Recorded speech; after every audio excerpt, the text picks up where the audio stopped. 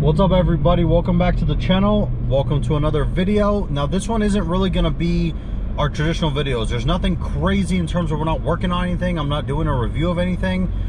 This is kind of an update on all the cars because I've seen some comments about people asking about the E55, and trust me, I ask myself that question every day as well. Kind of like, what's going on? Where's the car at? Did you ever figure out? Yes.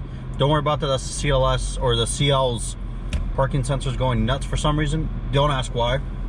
But I'm kind of just going to do a quick little update. As you guys can see, this isn't a particularly long video.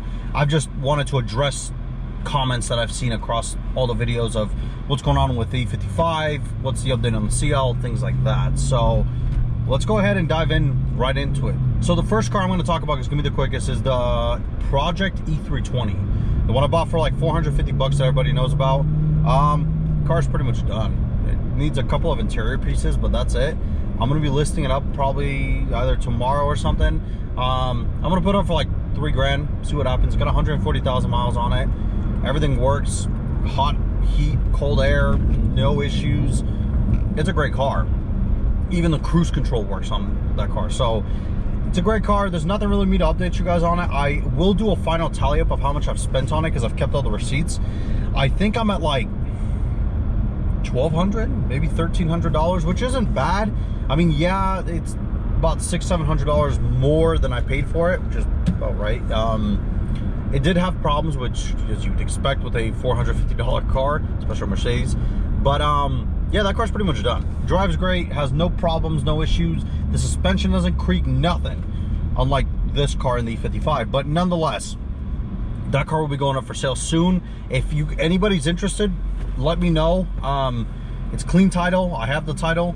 Just, I guess, send me a message or something and we can probably make a deal or something. So yeah, let's move on to the next car, which is this one.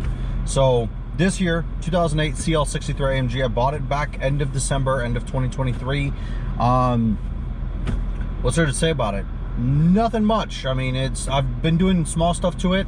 My dad and I figured out what was wrong with the ABS because I remember the ABS lights were on. So it turned out to be one of the wires that went to the speed sensor for the front right wheel. There was just no connectivity. We, did a whole connectivity test. We unplugged it from the ABS module and connected it to the end of the sensor, and there was a break somewhere in the wire. So my dad's actually on the fix it. I don't know where he found where the break is. I'm assuming he did because everything works now. But yeah, so car's good. The rear tail lights got fixed. I just had to program the module. The rear stand module wasn't programmed right, so I just programmed it with the Eccentric, and now the lights work in the rear. Front right headlight still doesn't work. I'm still trying to figure it out because I've also bought brakes for it, so I bought rotors for the car, and I'm gonna do the rotors because these they don't vibrate when you push on the brake, but they just don't look good, and they're not the factory rotors. They're supposed to be drilled and I think slotted, and the ones on the car are not, but the ones I got are. And now I know why, because the rotors at Mercedes are like 2,500 bucks for 2 rotors. That's insane for 2 rotors. But nonetheless, yeah, so I'm going to be doing pads, rotors in the front just to get it all buttoned up and looking good. Yeah, I also changed the hub, the front right hub, because originally before we found the break in the wire, we thought the hub was bad, and it actually was bad. I mean, there was so much play in the wheel, so we changed that. I think that car might have hit a really hard pothole or something at this point, or at some point in its life, because I'm telling you guys, that hub was destroyed. I mean, it moved a lot. There was a lot of play, and it came out with no force. I mean, I've never seen something like that come out. Usually there's a lot of cussing, hammering, a lot of stuff involved, heat, nothing. It just, we undid the big nut and it just pulled out. So that was not good. But yeah, that's been done. So next up on the car, ESP light is still on. When you scan it, it says it's for the yaw rate sensor, YAW, which is like the longitudinal acceleration rate sensor or whatever. I just changed it today. It sits where the rear battery is by the rear fuse box, and it didn't fix it. Now I'm thinking it's some wiring because it says no CAN communication. So I'm assuming it's probably with wiring somewhere, which it seems like a lot of this car's issues are wiring issues. I don't know why. Who knows? But yeah, so that's up next on my agenda, is to go ahead and change or figure out what's going on with the ESP, because once I eliminate the ESP light, we're done. Well, actually that's not true, but yeah, we still have some cosmetic stuff, but we're done essentially in terms of like lights or issues on the car, because once the ESP light is gone, then I can actually use Distronic and night vision and all that. The night view thing is a gimmick. Nobody actually uses it, at least I don't think so, but I just want to be able to use it, just to say I have it. And of course I want to use Distronic and everything. Yeah, so other than that, everything else works on the car. Some minor gremlin stuff. Sometimes the seats don't want to engage the massaging function, so I need to scan them and see what's going on with the seats. But I'm sure it's something crazy. Oh, and then the rear window. This rear window doesn't go down, so I need to figure out what's going on with that. I scanned it, and it says it's not normalized. I don't know what that means. I think that means it probably just doesn't know like what the track is.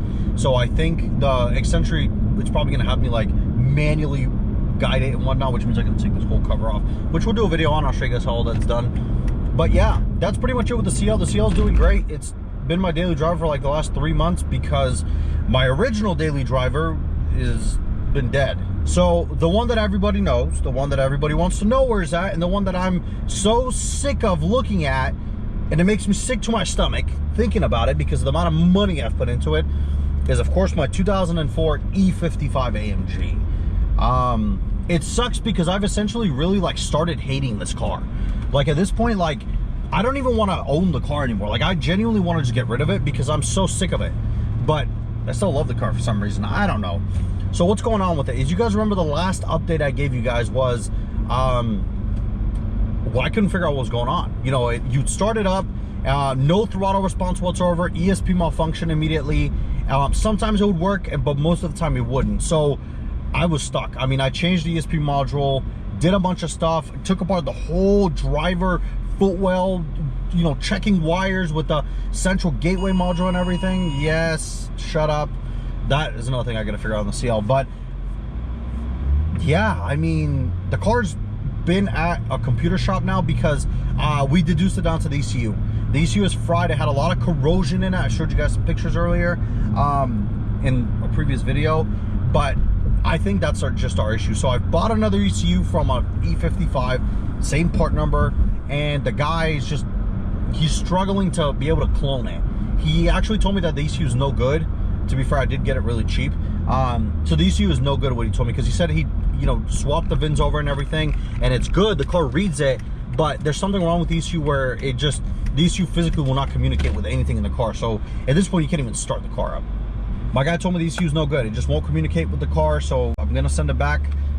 But yeah, I mean, now the ball's in their court. Once I hear back from that company and I get the replacement warranted computer back, hopefully he can program it right, and hopefully this damn car can start running and I can drive it. I've got, can you believe how dumb I am? So the car hasn't ran since the end of December, but I bought a new steering wheel. What? Shut the, God, dude, this car is really kind of pissing me off now. I think it's because I just washed it, so it's probably got some water in the front or something like that. I don't know. But yeah, it doesn't normally just go crazy. But yeah, I'm gonna turn them off for now so you guys don't have to hear them. We gotta figure it out.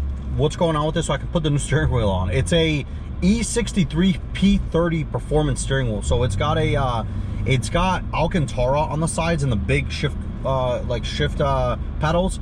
Now the Alcantara is completely destroyed and worn out. It looks really just, it looks like this. It's flat and just sticky.